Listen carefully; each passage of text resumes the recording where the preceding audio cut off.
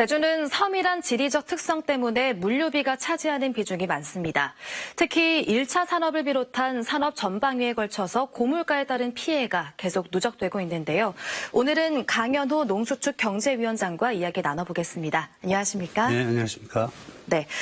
민선 8기 오영훈 도정의 추경 예산안이 코로나19에 집중돼 있습니다. 1차 산업과 관련해서는 어떤 부분을 살펴보실 계획이십니까? 네, 우리 제주 농업 경영비가 전국 최고 수준입니다. 여기에다 이제 3고 현상이 우리 제주 1차 산업에 그대로 이제 반영이 되고 있죠. 그래서 보면은 무기질 비료인 경우에는 이제 전년 대비 2배, 그다음에 면세유인 경우에는 서너 배가 이제 가격이 상승이 됐습니다. 네. 그래서 이번 예산 심사에서는 우리 1차 산업의 지속성 관점에서 예산 심사에 임할 그런 예정입니다.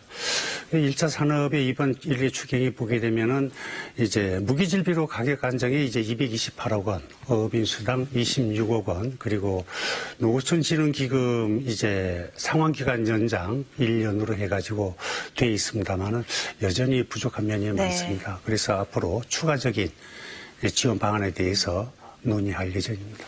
특히 제주는 외국인 노동자에 대한 의존도가 높아지고 있는데요. 이 부분에 대해서는 어떤 시각 갖고 계십니까? 외국인 노동자 비율이 높아지는 이유가 우리 제주가 벌써 농어촌 지역에는 이제 초고령화 시대에 접어들었습니다. 예. 그다음에 이제 가장 문제가 되는 게 우리 제주 농업의 기계화율이 62%로 워낙 낮습니다. 네. 논농업인 경우에는 기계화율이 99%, 거의 100%에 달합니다. 특히나 파종기 기계화율이 12%, 수확기 기계화율이 약 32%밖에 안 되고 있습니다. 그래서 외국인 노동자 관련해 가지고는 농업 현장에서는 사실 등록 미등록 확인하기가 어렵죠.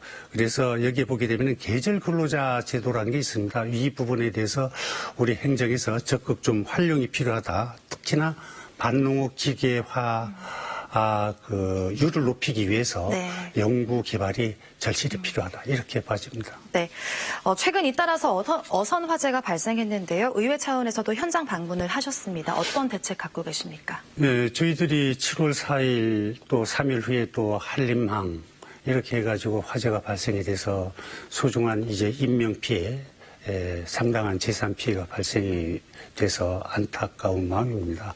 이 자리를 빌려서 우선 애도를 표합니다. 예.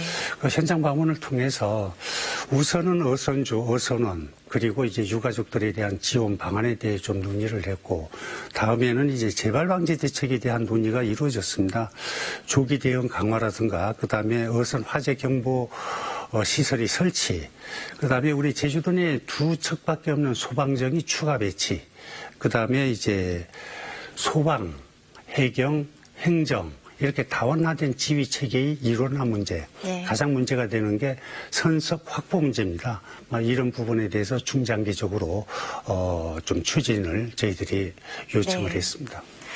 네, 다음 질문은 시간 관계상 짧은 답변 부탁드리겠습니다. 예.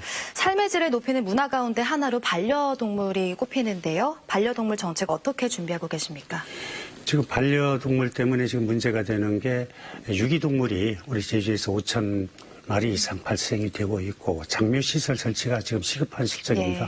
그럼 행정에서 지금 장묘시설 설치를 위한 토지 매입 준비 등이 되고 있습니다. 네, 마지막 질문은 국민의힘 소속의 유일한 상임위원장이신데요. 앞으로의 의정활동 방향에 대해서 말씀해 주시죠.